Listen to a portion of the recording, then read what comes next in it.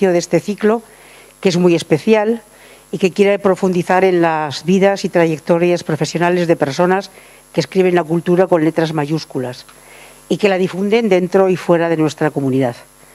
Personas que han sido reconocidas con uno de nuestros galardones más destacados, que es el Premio Príncipe de Viana de la Cultura. Pero sobre todo quiero dar la bienvenida a Teresa Catalán y la enhorabuena por su reciente premio Periodistas de Navarra 2022, que apenas hace 3 días que te lo concedieron. Es esta labor de divulgación, que yo decía, la que lo merece. Un premio que se une a otros galardones de los que sin duda hablaremos en esta charla. Teresa, sobre todo, gracias por aceptar nuestra invitación e iniciar este ciclo. Este es un ciclo, trayectorias, que quiere ser lo que habéis escuchado, conversaciones con premios Príncipe de Viana de la Cultura. El galardón de más prestigio en nuestra comunidad, lo queremos hacer visible y lo queremos compartir con quienes quieran acompañarnos en esta Biblioteca de Navarra, que es un poco el faro de las bibliotecas de nuestra comunidad. Lo inicia Teresa Catalán y lo vamos a continuar con Carlos Cánovas, Daniel Inerarity y Ramón Andrés. Deciros tan solo que el Premio Príncipe de Viana fue instaurado en 1990 con motivo del 50 aniversario de la creación de la institución que lleva su nombre y que con él se quiere destacar trayectorias individuales y colectivas y sobre todo desde la Administración reconocer la cultura y su contribución al desarrollo de las sociedades. Yo diría que en este momento hablar de cultura es casi un alivio y una caricia para el alma cuando una oye, y más cuando se trata de música, Teresa, cuando una oye sonidos tan estremecedores, bueno, en donde todos lo estamos oyendo. Hacer este ciclo en marzo y comenzar con Teresa no es casualidad. Hace una semana celebrábamos el Día de la Mujer, el 8 de marzo, y hemos querido que en torno a esa fecha se celebrase esta primera conversación de trayectorias y que además fuese Teresa la que lo iniciase, porque es una de las únicas 3 mujeres galardonadas con este premio de 32 ediciones. Esto dice mucho de la visibilidad y de la presencia del talento femenino también en este ámbito. Es una cuestión que como profesionales de la cultura en Navarra nos tiene que hacer reflexionar y buscar la manera de modificarlo. Trayectorias es un ciclo de conversaciones que tiene otra persona para conversar, si no sería un diálogo. Es quien ha diseñado este ciclo, desde aquí se lo agradezco. Jesús Arana es un impenitente lector, es un apasionado bibliotecario y es un conversador de lujo. Con lo cual, os garantizo que la música de Teresa y la letra de Jesús, yo creo que tienen un marco sonoro inmejorable en la biblioteca y ya es momento que escuchemos cómo suenan los compases en sus voces y en sus tonos. Gracias.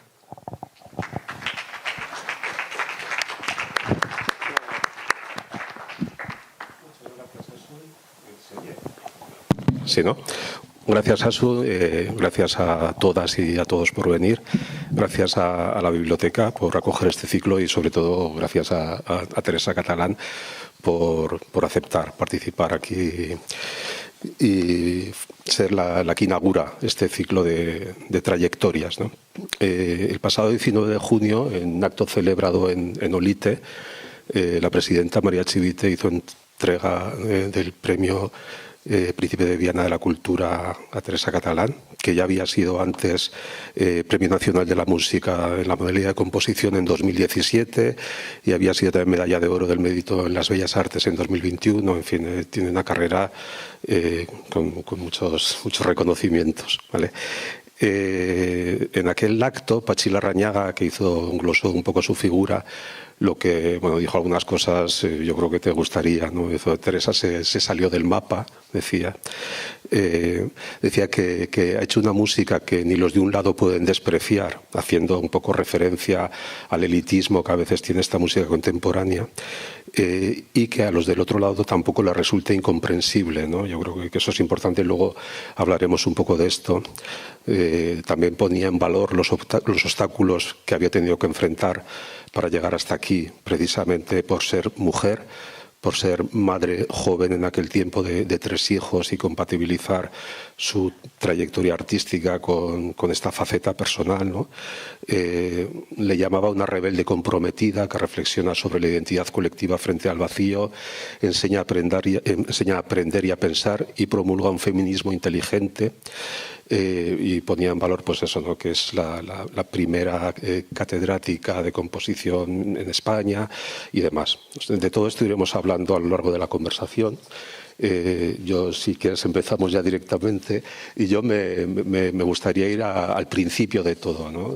Teresa ha escrito, y se lo decía el otro día en una conversación telefónica, además escribe muy bien, da gusto leer algunos de sus artículos, y tiene en concreto 2, y son artículos largos y muy bonitos, en el que habla, pues, de su vida, de su infancia y tal, ¿no? Y me gustaría un poco empezar por ahí.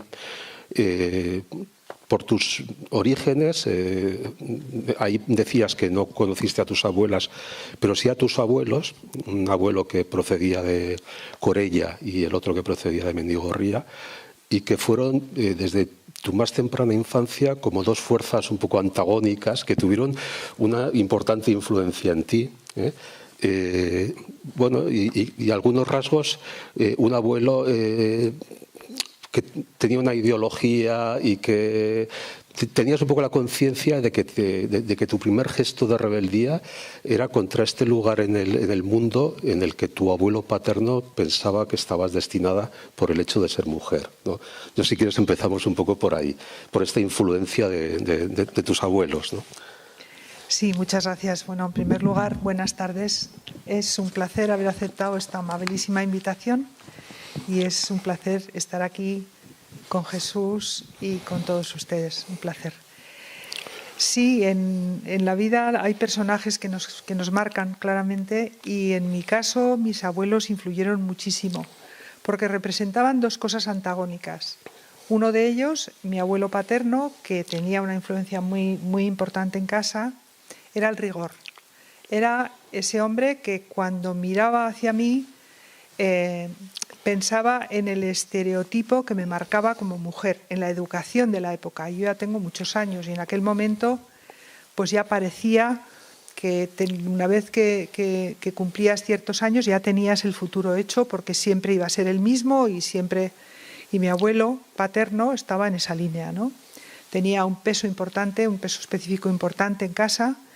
Y bueno, a mí aquello no me gustaba nada, pero no me gustaba nada de una manera bastante irracional, porque yo era muy chiquita y desde luego me rebelé y no acepté todo aquello que imponía aquel abuelo. Y frente a él, también de una manera bastante infantil, yo era muy niña, pero frente a él, el abuelo materno, que era el personaje más libre que he conocido en mi vida, un hombre que no había tenido una formación intelectual, pero que era un filósofo natural que a mí me dejaba asombrada, porque sus decisiones, las cosas que me decía, las cosas que hacía, me parecían más asombrosas, más inteligentes, más ricas, más divertidas. Y yo con él me lo pasaba muy bien. De vez en cuando, además, me invitaba a pasteles, y aquello era un plus que para un niño, pues eso es importante.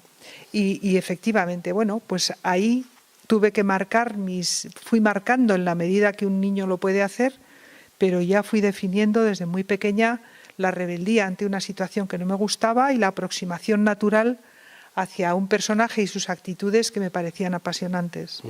Una infancia que, tal y como las describes, tiene, o sea, claroscuros, ¿no? O sea, por una parte hablas como una especie de con nostalgia y casi idealizada esa calleja, que además es una de las calles más conocidas de Pamplona, porque es justamente de donde sale el encierro, ¿no? Esa calleja que parece el Callejón de los Milagros, con unas tiendas que de niña te fascinaban, la yuguería que llamas, ¿no? Las huertas que están cerca, los personajes del momento, pero al mismo tiempo una infancia en la que muy pronto te enfrentas con la realidad de la muerte. Se muere una hermana tuya con 5 años y esto es algo que dices que te marcó profundamente, ¿no? Claro, yo no sabía qué era la muerte realmente. En el imaginario infantil no entra esa idea, pero claro, se muere mi hermana, la casa se revuelve, y se la llevan y yo esperaba que mi hermana volviese a casa y nunca volvía. Y entonces comprendí que era la muerte. Yo tenía 5 años, efectivamente, y aquello me marcó muchísimo. Además, pronto fui perdiendo personajes de mi entorno y la muerte para mí era una realidad. Además, como mi casa era muy familiar, mis padres hacían calor, hacían cozcor en casa, la gente iba mucho a mi casa, pues cada vez que desaparecía un personaje, pues era un sentimiento natural, verdadero y era una cosa tremenda. Luego también murió mi hermano, he perdido 2 hermanos y eso ha sido dolorosísimo para mí. O sea, efectivamente he tenido la muerte cerca. Todas esas cosas que de niño no te imaginas y que probablemente marcan un poco la manera de ver, la manera de estar, la manera de ser, la manera de comprender, el dramatismo con el que uno se expresa, una postura determinada ante la idea de la muerte, etcétera. Sí, sí. Es bonito lo que cuentas de tu hermano José Luis. Dices que a los 2 años de morir tu hermana, Inmaculada se llamaba, pues tuviste este hermano. Y a ti no te apetecía tener un hermano, tú querías tu hermana y lo cuentas que te escapaste de casa con 7 años, ¿no? Y estuviste unas cuantas horas perdida por ahí. Sí, sí, claro. Mi hermano mayor era un poco el rey de la casa, ¿no? Y entonces venía otro chico, pues ¿qué me iba a pasar a mí? Yo me sentía, fíjate, qué bocadillo de chicos, ¿qué es esto? Yo ahí no estaba cómoda, porque además mi hermano mayor estaba encantado con mi abuelo riguroso. Y entonces todo aquello era como una sombra que se cernía sobre mí. Entonces cuando vino mi padre y nos dijo, bueno, hemos tenido un hermano, que entonces no se sabía lo que iba a pasar y fue un chico, yo, en fin, me tragué la muerte. Entonces me fui teóricamente a casa de mi madrina a pasar los días de hospital de mi madre y en vez de eso pues me fui a las pasarelas, me metí debajo de una pasarela que estaban las maderas puestas, me metí debajo y allá pasé pues una tarde y una noche. Tenía 7 años, pasé mucho frío, pasé mucho miedo, muchísimo miedo, porque pasaban las personas por encima y el ruido era ensordecedor. Pero lo que me venció no fue ni el frío ni el miedo, fue el hambre. Estaba muerta de hambre.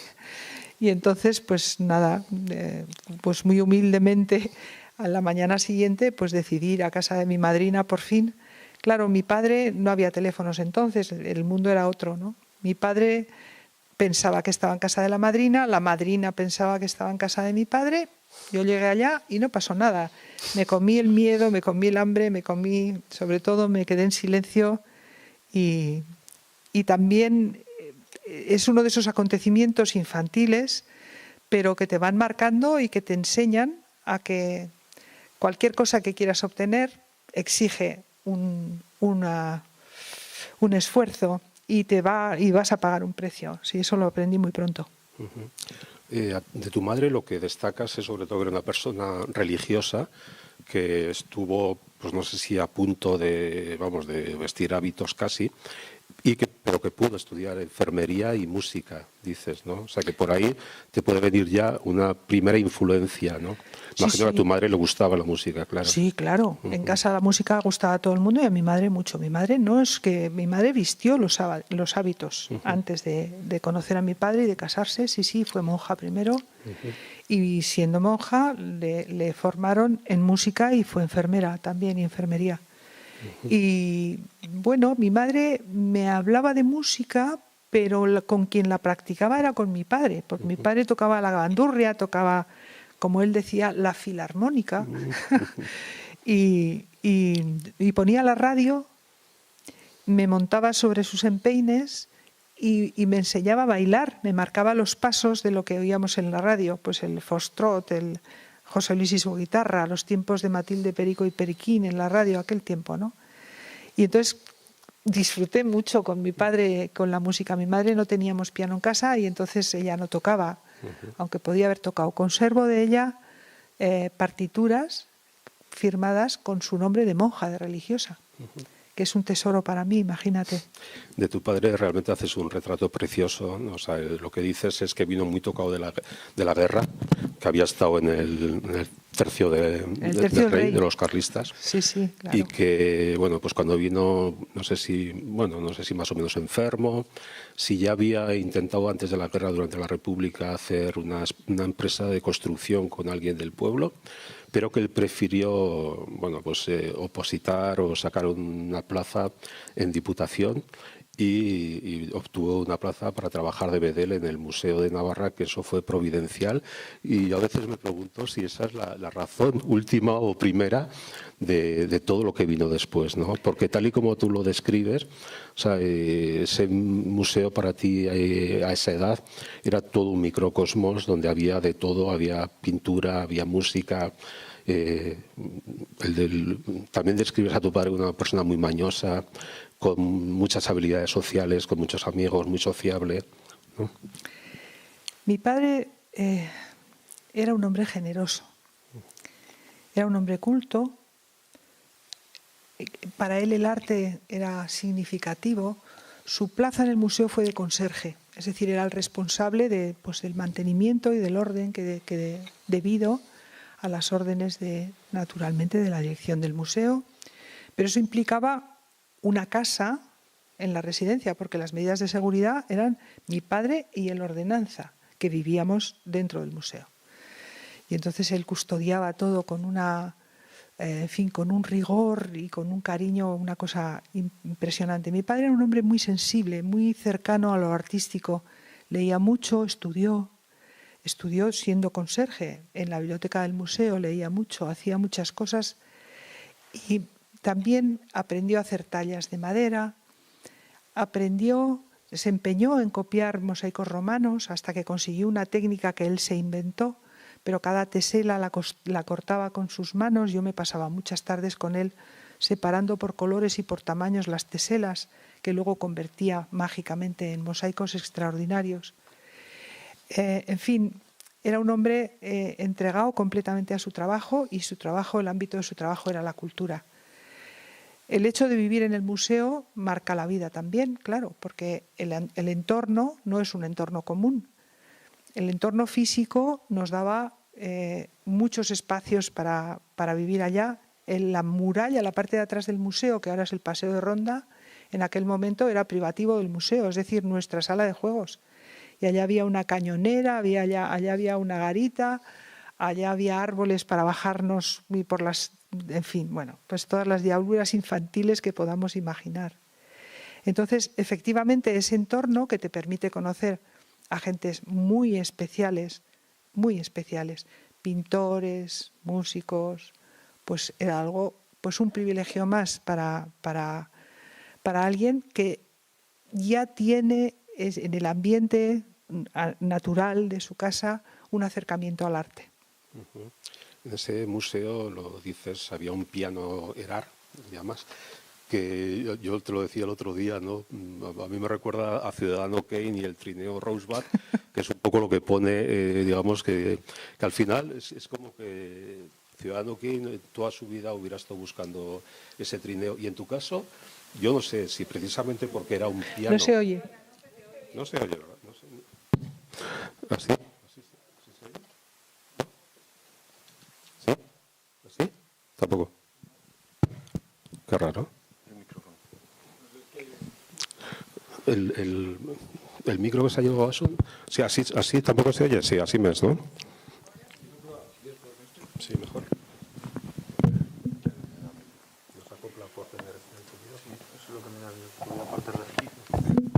¿Así? Sí.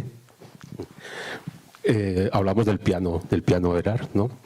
Que tú lo tenías prohibido porque utilizar entonces de pequeña.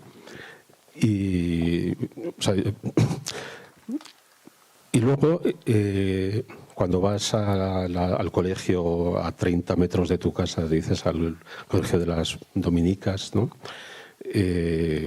Con 6 años ya tienes muy claro, le dices a tu padre que quieres ser música, y hay una escena muy bonita en la que describes, ¿no? Que tu padre se entera de que en la Misericordia iban a tirar un piano viejo lo pide, lo desmonta entero, pieza a pieza, lo vuelve a montar, y es ahí donde, o sea, describes, ¿no?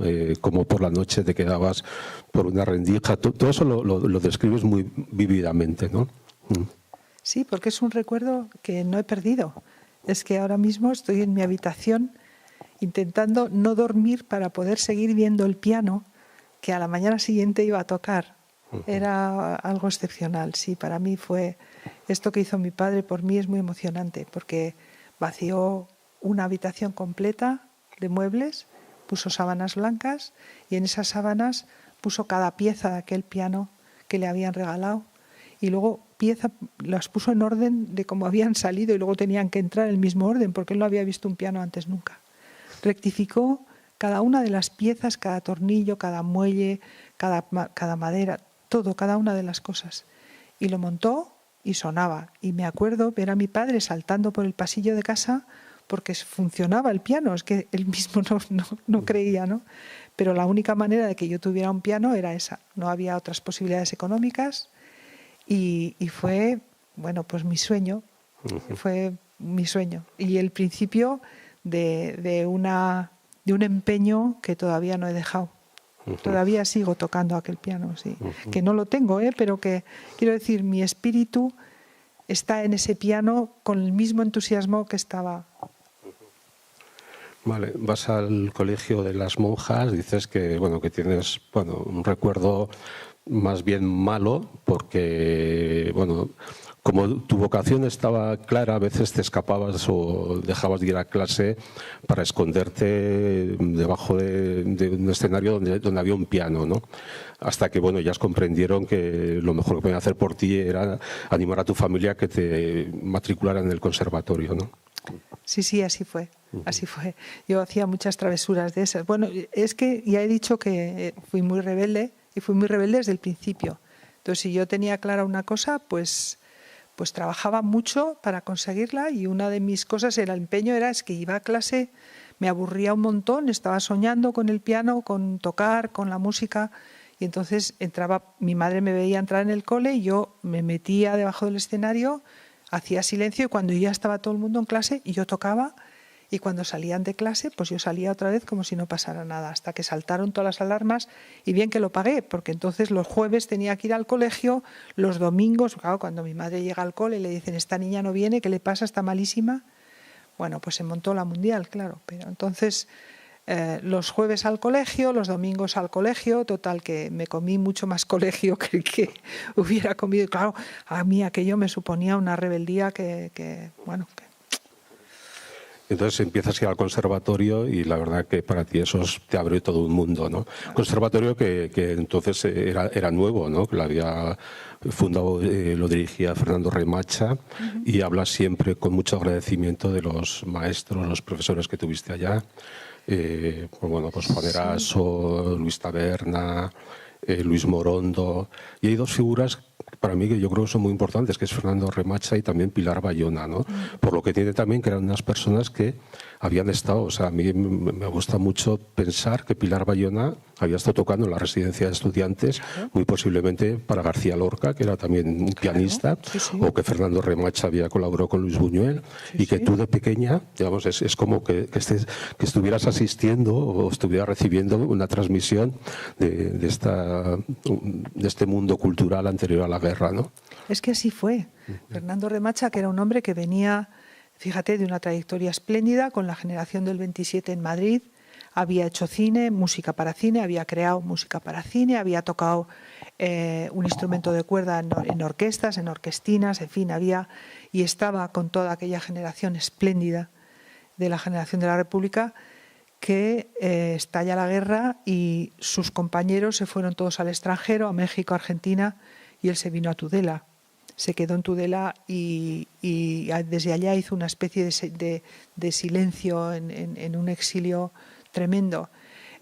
Pilar Bayona estuvo también en aquel contexto, se conocían mucho, eran amigos. Remacha le invitó a venir a aquel conservatorio recién estrenado y tuve la suerte de caer allá. Siempre digo con orgullo, verdaderamente con orgullo, que yo me formé íntegramente en el Conservatorio de Pamplona y desde el Conservatorio de Pamplona salí por el mundo apenas, bueno, estuve en Italia, pero lo que vi en Italia no superaba lo que ya conocía de Pamplona, y eso me permitió hacer una carrera sin que mi formación tuviera déficits en absoluto. O sea, aquel era un conservatorio absolutamente extraordinario. No, Pilar Bayona dice en algún momento que era el mejor conservatorio de España en aquel momento. Sí, no, pero sin duda, fíjate, por aquel conservatorio, bueno, venían los monjes de Silos a enseñar gregoriano, pero también estuvo Stockhausen enseñando música electrónica. Estamos hablando de los años 60, que es algo que se empieza a hacer ahora de manera normal, y estamos en 2022. Pues en los años 60 ya teníamos conocimiento de aquellas vanguardias, de aquel, nos estábamos asomando al mundo, y eran muy rigurosos los profesores, eran muy buenos, y luego había alumnos y alumnas, pero yo enseguida era la única chica, me acostumbré a tener ahí un ambiente muy determinado que a mí me gustaba muchísimo, y yo estaba entusiasmada del conservatorio. Era una cosa, claro, el colegio me interesaba regular. Bueno, siempre hablas de lo privilegiada que te sientes, porque Pamplona, aparte del conservatorio, también tenía algunas instituciones como la Orquesta Santa Cecilia, el Orfeón, a veces ya centenarias, o entonces todavía joven, entonces es la Coral de Cámara de Pamplona, y tú incluso llegaste a cantar de soprano. Cuentas que, no sé si con 17 o con 18 años, estuviste en el Teatro Real sí, con una obra de Cristóbal Hazler, de la cantata de los derechos humanos, ¿no? En el 69. Sí. Bueno, muchas cosas. Es que en Pamplona es una ciudad pequeña de provincias, como es ahora, pero mucho menos... mucho más recogida que lo que era ahora, claro, naturalmente, estamos hablando de los 60, pero pasaban muchas cosas. En el museo pasaban pintores extraordinarios. Yo tengo recuerdos, y mi acercamiento a la pintura siempre ha sido muy claro desde ese momento, o sea, fue absolutamente significativo. Pero también pasaban músicos, porque el Teatro de Gayarre era para cosas más grandes, pero en el museo había una salita más pequeña que esta, pero de este tipo, y había muchísima música de cámara. Y yo, claro, yo estaba ya todo el tiempo absolutamente a todas. Y pasaban restauradores, y pasaban arqueólogos, y pasaban personas que se interesaban por la numismática, etcétera, etcétera, etcétera, etcétera, etcétera. O sea, que aquella Pamplona era una Pamplona muy rica. Sobre todo porque hasta que no fue a la calle Aoiz, que fue en el 63, yo creo, mientras estuvo en la Plaza del Vínculo, o sea, utilizaban la todo sala del museo, claro, todo era como sala, como auditorio, vamos. Claro. Y aquello era pues una... Pero además estaban las salas de la Caja de Ahorros en García Castañón, y luego más tarde en lo que antes se llamaba Mártires de la Patria, pero además pasaban más cosas, porque yo una de las cosas que recuerdo muchísimo de aquel tiempo, que también me interesó muchísimo, fue el cineclub del Padre Ciriano, por ejemplo, que apenas podía ir porque yo tenía que estar a las 9 en casa, aquello estaba lejísimos, tenía que ir corriendo, me tenía que salir antes, aquello era un sufrir. Pero bueno, pues eran las cosas del tiempo aquel. Pero bueno, recuerdo películas excelentes y un acercamiento al cine en aquel momento, que luego no he podido seguir, desgraciadamente, porque no se puede llegar a todo. Pero aquel momento estábamos viendo películas muy interesantes, y sobre todo aquellos debates del Cineforum pues me interesaron muchísimo en aquel momento, como la pintura o como la música, y estaba todo, pasaban muchas cosas y estaba todo cerca, y yo las vivía de la mano de mi padre, pero luego ya de forma autónoma a partir de mi llegada al conservatorio y de empezar a disfrutar todo aquel bullicio cultural que se producía. Estuvieron gentes importantísimas, aquello fue sensacional. Tu padre, que dices, tenía bastante amistad con un pintor, con Julio Martín Caro, claro, y también con Oteiza. Oteiza dices que está en tu vida desde el año 75. Era también por relación con tu padre, Jorge Oteiza. Claro. Bueno, y más pintores, y claro, y más pintores y más escultores, muchísimos, con Javier Morrás, con César Muñoz Sola, por hablar de pintores navarros, o sea, de gente que está en nuestro entorno cultural, muchísimos. Y además, todos venían y le hablaban a mi padre, por ejemplo, a mi padre le gustaba mucho la pintura, y claro, no tenía dinero para comprar pintura, ¿no? Y entonces les decía, oye, ¿te gustan mis mosaicos? Pues te doy un mosaico y tú me das un cuadro, ¿no? Entonces mi padre hacía un mosaico, intercambiaba con el cuadro, y se hizo con una pequeña colección de pintura que afortunadamente hemos podido conservar, sobre todo, bueno, pues esa especie de cuestión afectiva, pero aquellos esfuerzos que hacía mi padre intercambiando mosaicos y cosas para poder disfrutar luego de las pinturas, pues también se me quedaron muy cerca, sí, sí. Nos estamos adelantando un poco, pero hay 3 pintores al menos con los que luego colaborarías de una manera, o sea, que son José María Iturralde, Javier Sagardía y Mariano Rollo, ¿no? Con el que tuviste algún proyecto que no prosperó porque falleció muy joven, ¿no? Si quieres contarnos un poco. Sí, bueno, ya digo que mi cercanía a la pintura es enorme afectivamente y luego como hecho artístico. Por cierto, al que no me he podido acercar nunca porque he vivido entre pintores, pero cada vez que he cogido un pincel me echaba a llorar porque, soy incapaz de hacer nada con la pintura. A mí se me ocurrió una cosa.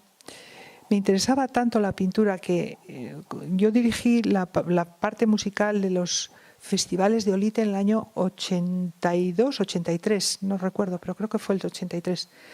Y en esos debates de noche con un refresco de esas noches de verano en Olite, hablando de pintura y de música y de su relación, se me ocurrió una cosa que propuse a Mariano inmediatamente. Y era aquello de cómo podemos unir, fusionar pintura y música desde una posición objetiva, porque la posición subjetiva está clara, ¿no? Pero y desde una posición objetiva, ¿cómo lo hacemos? Entonces pensé en que como el sonido se puede traducir en números a partir de la onda, naturalmente, y el color también, ¿por qué no hacíamos una equivalencia relativa de las cifras objetivas del color y del sonido? Y a partir de ahí nos podríamos acercar leyendo yo sus cuadros en sonido y leyendo él mi música desde el color, ¿no? Y ese era un proyecto, bueno, estábamos los dos apasionados, los ratos, los debates, las discusiones, el sí, no, yo qué sé. Y en pleno proyecto, cuando todo aquello hervía, pues desgraciadamente Mariano murió. Además murió en 15 días, vamos, o sea, desapareció. Y es un proyecto que quise tanto y me apasionó tanto que lo guardé en un cajón y ahí sigue, no lo he vuelto a sacar. Quizá algún día. Yo por terminar un poco esta primera etapa, porque luego los años 80 yo creo que son muy ricos en tu biografía, pero estos finales de los 70, ¿no? Este año estamos celebrando el 50 aniversario de los encuentros del 72 y yo creo que se está preparando pues, alguna programación bastante especial para el otoño y tal, ¿no? ¿Qué recuerdos tienes tú? Te pillan a ti en una edad muy crítica y muy buena. O sea, tenías entonces 21 años, ¿no? Y en pleno, yo imagino que inquietud, ¿no? Artística. Claro, lo que pasa es que yo estaba muy centrada en el mundo de la interpretación musical. Para mí el piano, como ya he dicho, era una cosa importantísima, era el eje motor de mi trabajo, de mi vida, de mi futuro, estaba todo pensado así. Y de repente en el conservatorio ya había tenido algún atisbo, pero yo seguía centrada en el piano, en la interpretación, en los clásicos, y de repente aquel año 72 explota en Pamplona, y además una parte muy concretamente en mi casa, digo mi casa al museo, pues claro, yo vivía allá, explota en mi casa también aquellos encuentros. Era el Museo de Navarra y allá se instala pintura y escultura. El arte vasco se instala en el Museo de Navarra. Bueno. Aquello fue, porque es que estaban todos los posibles, todos los imaginables. Y yo, como vivía en el museo, pues naturalmente participaba en el montaje, en lo que estaban haciendo allá, porque mi padre además tenía que intervenir, esto aquí está, en fin, en el orden de las cosas, etcétera. Y yo estaba en medio de aquel potaje, que fue una cosa sensacional. Y luego, pues claro, íbamos a la cúpula, los problemas que hubo con la cúpula, que no había manera, que por fin se hincha la cúpula, luego se cae y se deshincha toda, aquel fracaso, todo aquel mundo con Alexanco y con Luis de Pablo, que fue... Y a mí aquello, bueno, me dejó completamente tocada, porque yo empecé a ver un mundo que trascendía al que yo conocía. Era un mundo musical, pero era un mundo otro. Era otra cosa importante, potente y que miraba a un futuro que yo no había atisbado todavía. aquello me conmovió y dije, ¡puf!, aquí pasan cosas y yo no me estoy enterando. Y en ese momento entendí que tenía que mirar no hacia atrás, no a la música de atrás, sino a la música que estaba por venir. Y que yo me podía implicar en eso, donde además podía encontrar respuestas a preguntas que nunca me había hecho. Y aprendí a hacerme preguntas. Y de nuevo mi rebeldía me impulsó hacia esa parte desconocida, a salir del sitio donde estás cómodo y pasar a la aventura de no sé qué viene ahora, no sé qué capítulo voy a abordar, pero es interesante, es nuevo, a por todas. Y efectivamente empecé a pensar en las vanguardias, empecé a mirar para adelante. En ese mismo festival del 82, cuando decía que empecé con Mariano a poder a hacer de verdad, a empezar o iniciar aquel mundo más fuerte con una mirada hacia ese futuro, hacia esa estética de la modernidad, hacia esa vanguardia, en ese momento, claro, aparece todo aquel background que había adquirido en el año 72 y que empezaba a tener unos resultados estéticos y que empezaba a vivirse de otra manera, ¿no? Y fue apasionante, claro, fue un recorrido, fue un viaje desde la estabilidad de una música conocida, cómoda, en donde te sientes acogido, seguro, etcétera, hacia la incertidumbre de vamos a ver qué estamos haciendo, qué quieres hacer con la música. Y esas preguntas me llevaban a trascender la interpretación y a ver qué pasaba con la creación.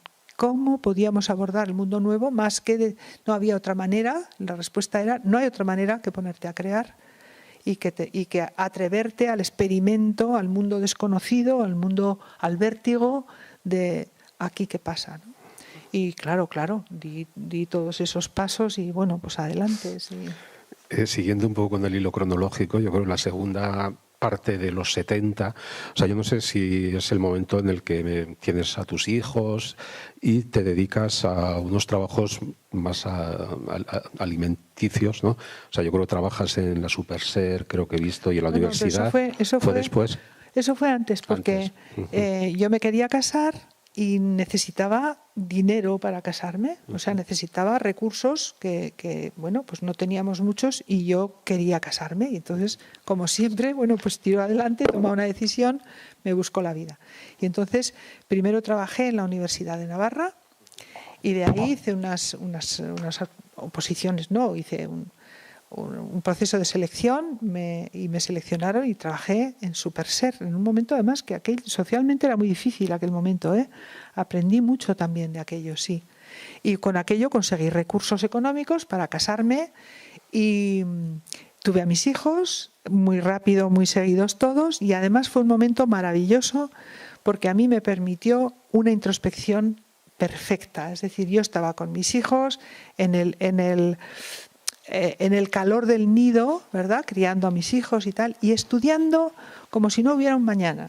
Yo dije, esta es mi oportunidad. Ya he hecho una primera parte de formación en el conservatorio, voy a ver dónde estoy, qué quiero, qué tengo. Me comía las partituras, me comía el piano, me comía los libros, aquellas noches de bebé y libro que son inolvidables, naturalmente. Y estuve como pues unos cuantos años en esa situación. Naturalmente dejé Superser y me dediqué a formarme. Eso dices, ¿no? Que vuelves al conservatorio a hacer ya composición. Dice que en aquellos, bueno, que destacabas a algunos profesores como Miguel Otaegui, decías profesor de piano, y luego hablabas también del violinista Eduardo Hernández Asiain, con el que tú también tocabas el piano, ¿no? Que sí, hicimos muchos conciertos juntos. Yo le acompañaba, hacíamos mucha música de cámara. Y yo la acompañaba, hice muchos conciertos, alguno incluso embarazada, recuerdo, y cosas muy entrañables. Bueno, 1000 anécdotas de la vida de concertista que ocurren en el escenario. Y él era un violinista espléndido y un gran especialista en Sarasate, con el que disfruté muchísimo y del que aprendí también una barbaridad. Sí. Y en el año 82 te llaman para 10 años después de los encuentros del 72 hay unos encuentros, no sé, en Pamplona, ¿no? Y entonces es cuando Taco Pezonaga te propone, ¿no? Que te hicieras cargo de la parte musical de estos encuentros de Pamplona, que no son los de Olite, que eso serían al año siguiente. Eso es. Los de Olite son los festivales de Navarra. Esto eran encuentros Topaquetac que se hicieron en el Gallarre, y Taco Pezonaga, que yo le conocía pues por razones familiares, en fin, de amistad, etcétera, me encomendó la música y me sacó un poco de ese mundo. Esto era el año 82, yo estaba desde el año 73 abstraída y profundizando en mi estudio y en mi trabajo personal, etcétera. Me sacó de ahí y me dijo, por favor, mira, haz esto. Ah, vale, yo no pensaba hacer semejante tipo de trabajo, pero lo hicimos, salió muy bien, y al año siguiente me llamó para dirigir los festivales de Navarra en la parte musical. Y bueno, pues en ese momento aproveché y dentro de los festivales de Navarra, que yo ya estaba con mi cabeza en la vanguardia, se me ocurrió invitar a los compositores de la generación del 51. Yo había sido discípula de compositores de la generación del 27 y pensé que la siguiente generación en España era la del 51, que vengan y que nos enseñen lo que han hecho, sobre todo porque uno de ellos, un miembro conspicuo de esa generación, era Agustín González Acilu, un navarro. Entonces los invité a venir a Olite y bueno, yo quedé tan emocionada, tan conmocionada, todo esto empieza a encajar y por aquí ahí y me tengo que seguir formando, y entonces, bueno. Sí, bueno, cuentas eso que te encargabas, bueno, de toda la parte musical, y junto a estos conciertos de música barroca, bueno, de todo tipo de música, también te tenías que ocupar pues de la parte más pop, de Alaska, sí, todo, y Drama, sí, de Siniestro. Alaska y los Pegamoides. Vale, o sea, que fueron unos años muy bonitos, o sea, aquellos claro. festivales que venía Juan Benet también en la parte literaria, que venían obras de teatro impresionantes. Ahí conocí a José María Iturralde, que es un pintor que para mí ha sido y es una influencia enorme, es una de mis referentes en pintura, desde luego, y ahí conocí también, bueno, a mucha gente, pero vino Bernaola, vino Barce, vino Acilu, vino los personajes más importantes de aquella época. Fue una explosión, había no sé cuántos alumnos. Organizamos allá un festival enorme, aquello fue una explosión. Vino Iago, bueno, es que Iago Pericot, muchísima gente del teatro, importantísimo, sí. Vale, y como consecuencia de esto consigues que González Acilu y Ramón Barce den unos cursos de composición y de sociología de la música en el conservatorio, digamos de manera más o menos estable. Venían cada cierto tiempo. Claro, es que había que conseguir aquello. Remacha había desaparecido ya, el conservatorio, en fin, no tenía las cosas tan claras como las había tenido Remacha. Y entonces la parte contemporánea, digamos, había desaparecido. Entonces yo propuse que Ramón Barce y Agustín González Acilu continuasen viniendo, no ya a un curso de festival, sino a una relación estable.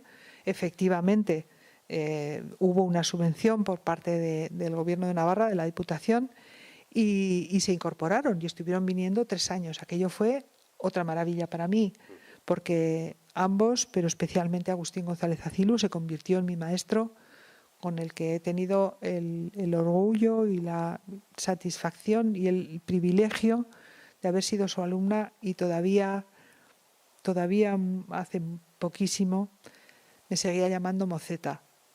Me decía, Moceta, ven, que tráeme un trabajo, a ver qué estás haciendo. Entonces le llevaba algo y me decía, ¿visto? ¿Esto qué es? ¿Esto qué es? Nada. Esto es nada. Otra cosa. Hace muy poquito tiempo de esto yo iba feliz a escuchar sus consejos y sus opiniones. Y como consecuencia de estos cursos aparece el grupo de Pamplona, o sea, 5 alumnos y compañeros, ¿no? Os empecéis a juntar, ¿no? Ahí está Jaime Berrade, Pache Larrañaga, José Vicente Egea, Coldo Pastor y tú misma, ¿no? Que os juntáis muchas veces en tu casa, y de ahí surge, o sea, un grupo, bueno, realmente yo creo que muy interesante por los objetivos que os marcáis, tanto de difusión de la música contemporánea como incluso de creación, ¿no? Llegáis a crear grupos, que eso es muy complicado, ¿no? Crear. Claro, fue apasionante.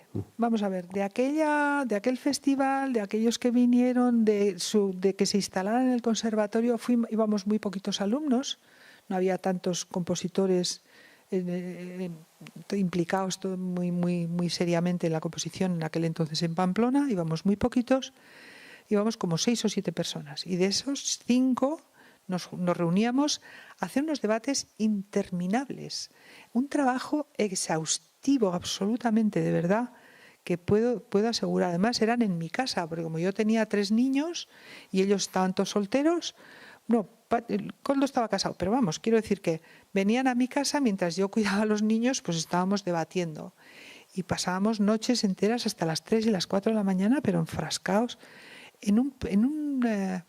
conseguimos estructurar un programa que funcionó muy bien. Es decir, por una parte hacíamos creación y pensar en la creación colectiva, aquello fue una aventura, pero fue, y lo hicimos. Después, otra cosa que hacíamos era promocionar, mostrar la música, y otra parte era la parte docente. Entonces hacíamos cursos, pero a la vez organizábamos festivales, yo qué sé, de todo, conciertos, festivales, hacíamos conferencias sin parar, escribíamos obras juntos, escribíamos obras separados, nos decíamos todas las verdades en la cara, que esto es muy difícil. ¿Qué has hecho aquí? ¿Y qué has hecho tú? ¿Y a dónde vamos? ¿Qué queremos? ¿Esto qué es?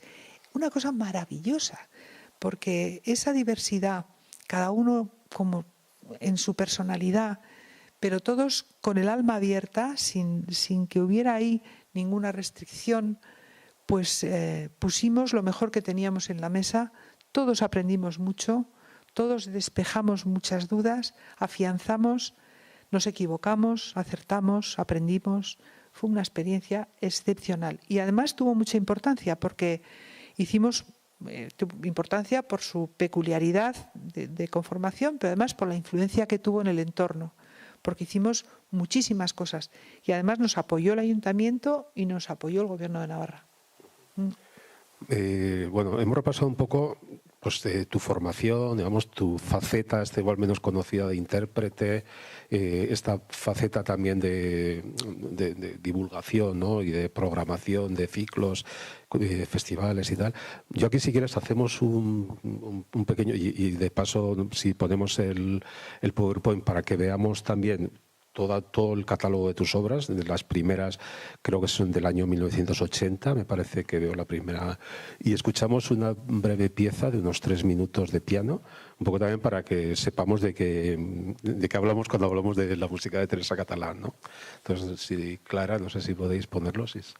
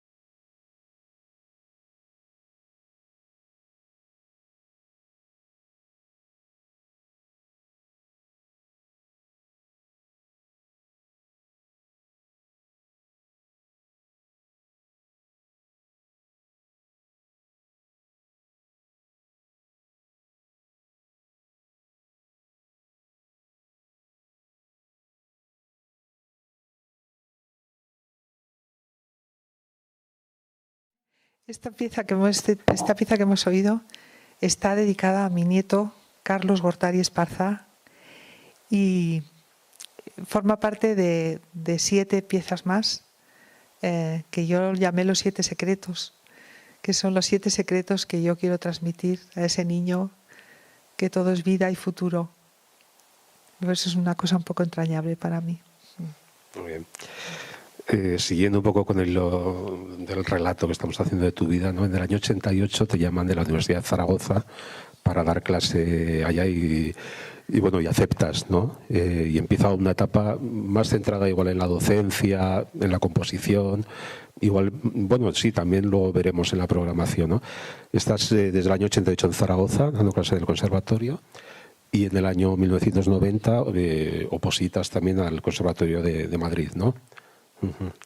Sí, me vinieron a buscar porque necesitaban una persona con el titulada, había oído hablar de mí y el director de Zaragoza vino a buscarme. Yo no había pensado, tenía mi vida con el estudio, el trabajo, la familia, estaba muy bien estructurada, estaba muy tranquila con el grupo de Pamplona trabajando, en fin. Y entonces era el 29 de febrero del año 88 y le dije, bueno, pues hasta junio te echo una mano, me parecía mal dejarle colgado con unos problemas que tenía, pero ya está, ya no vuelvo porque Zaragoza-Pamplona me resulta complicado.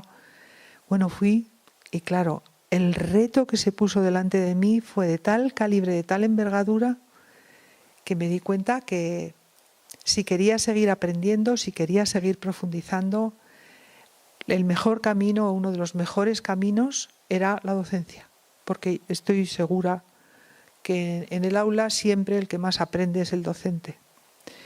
Y así fue, me prendió la docencia, me empeñé y entonces ya consideré que no podía estar provisional y que tenía que opositar. Me fui a opositar a Madrid, era una oposición libre, si sacaba la oposición era una cátedra y podía optar a cualquier punto de España para poder trabajar. Me interesó aquello, fue un gran reto y me presenté a la oposición, que fue francamente dura, y tuve la suerte de sacarla, sí. Vale, te encargan también poner en marcha el Conservatorio de Tarazona, ¿vale? Que también es otro reto en tu carrera.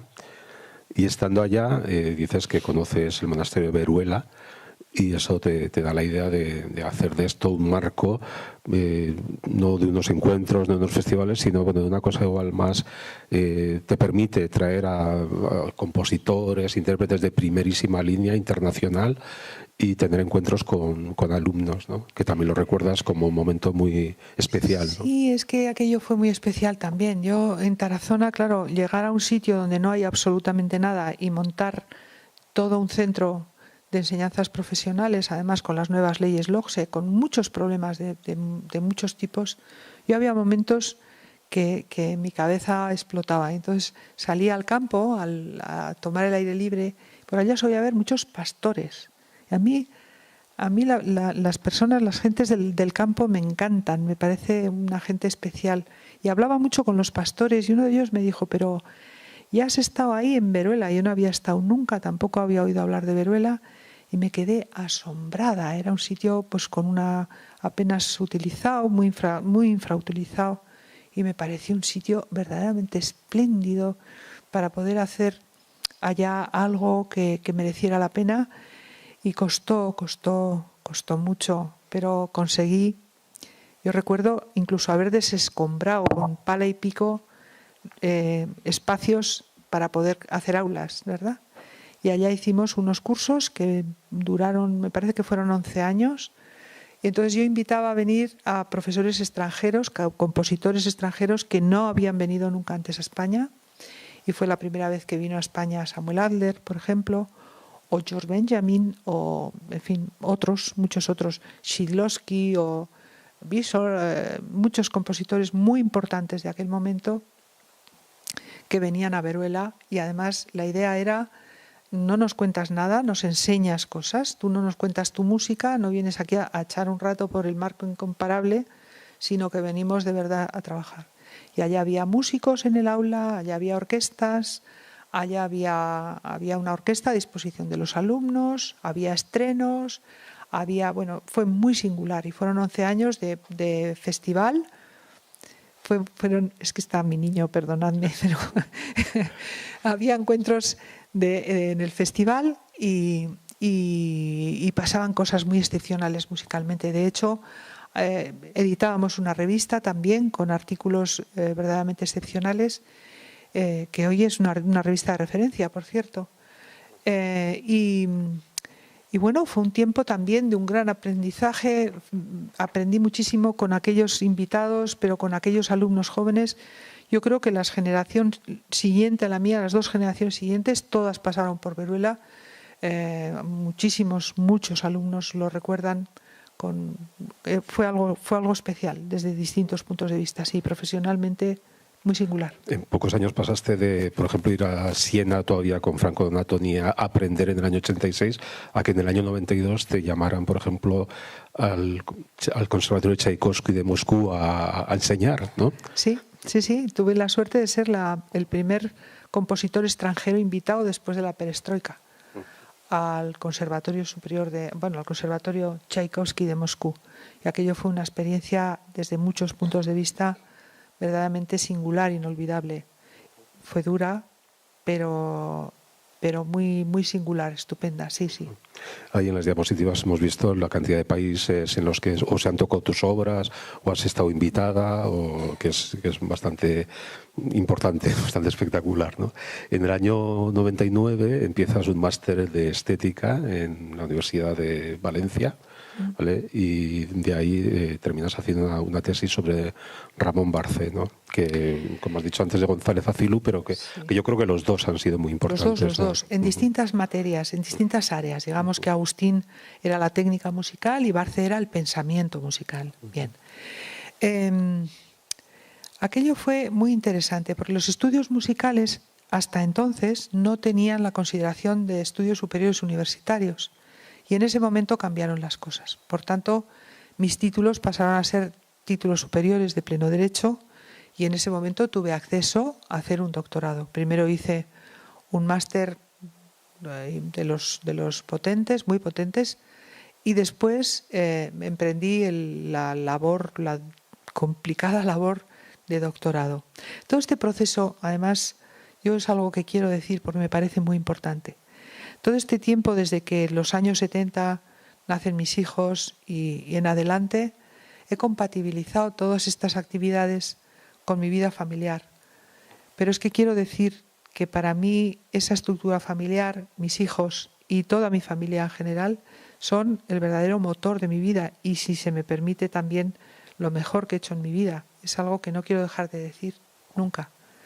Porque ellos me han enseñado, ellos me han ayudado, con ellos he madurado, con ellos he sufrido, he gozado y sufro y gozo. O sea que, pero no quiero dejar de decirlo, ¿no? Parece que hemos pasado por encima del mundo familiar y yo creo que en la construcción de cualquier persona que se enfrente al mundo, sea desde el mundo de la creación, especialmente desde el mundo de la creación, pues tiene que tener algún suelo donde pisar que tenga alguna firmeza. Y en mi caso, pues está mi familia, siempre ha estado, ¿no? Sobre todo esto has escrito un artículo que se llama precisamente así, ¿no? Maternidad y creación artística. Arte y maternidad, sí, sobre la comparación entre qué es el arte y qué es la maternidad. Y las concomitancias y las diferencias que puede tener una cosa sobre la otra. Es que todo esto que mencionamos, en definitiva, donde nos lleva es a elaborar, a construir un pensamiento, ¿no? Una manera de una reflexión sobre algo que tenga alguna significación, que sirva para algo, ¿no? Primero para aprender a hacer las preguntas, para la búsqueda de las preguntas, y segundo, para sostener algo que decir, una expresión que esté documentada, que sea fiable, intelectualmente solvente y con un objeto resultante que naturalmente se pueda sostener en el ámbito cultural, ¿no?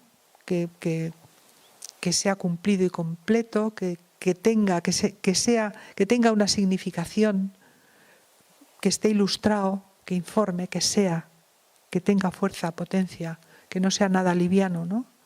Porque para eso es muy fácil, o sea, lo que es más convencional, que está más a la mano, sino que sea exactamente una reflexión, una incógnita a quien me escucha, pero una incógnita que pueda ser accesible, de manera que mi música no le va a interesar a todo el mundo, pero a quien le interese le puede resultar, digamos, con una cierta solvencia, digamos, intelectual, o le puede hacer percibir que recoge la tradición, la reinterpreta, la ubica en este tiempo, aquí y ahora, y la lanza.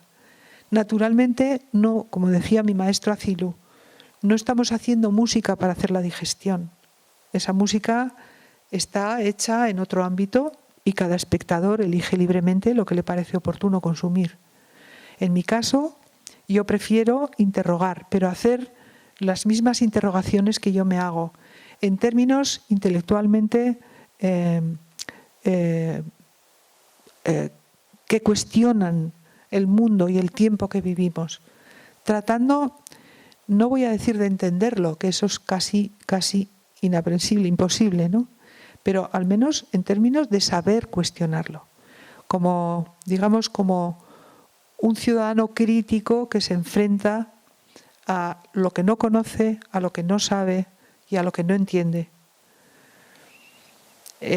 No sé si puedo resumirlo mejor. Por tanto, mi música no es una música fácil, pero tampoco es una música que haya renunciado al conocimiento del pasado, sino que trata de involucrar al espectador consciente, crítico e integrado en un presente que proyecta al futuro.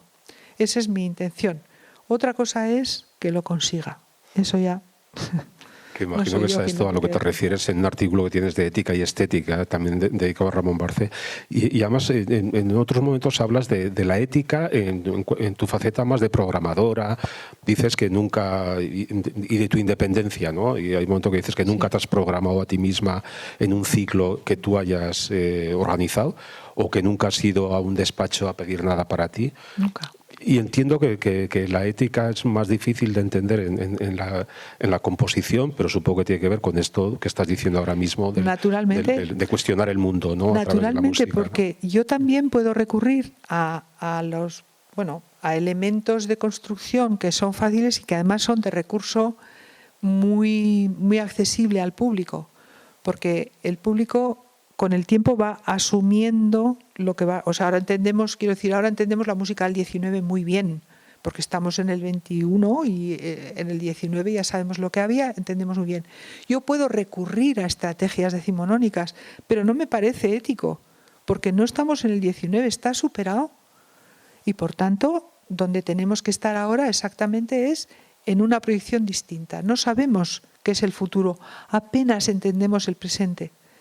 Luego, toda esa incógnita es lo que yo quiero plantear, pero para eso hay que mantenerse muy firme en las convicciones, sin traicionarse a uno mismo, que en definitiva es a quien estaría traicionando. No les traicionaría a ustedes, me traicionaría yo misma. Diría, bueno, estás engañando, estás queriendo engañar. Y eso me parece gravísimo. Lo que ocurre es que esa actitud te lleva a una especie de desierto, a un mundo complejo, yo diría que de una tensión casi permanente y de mucha preocupación. La invitación es un placer, es un honor y espero no haberles aburrido mucho. Muchas gracias. Muchas gracias a todos. Vale. Y os esperamos en la siguiente conversación de trayectorias.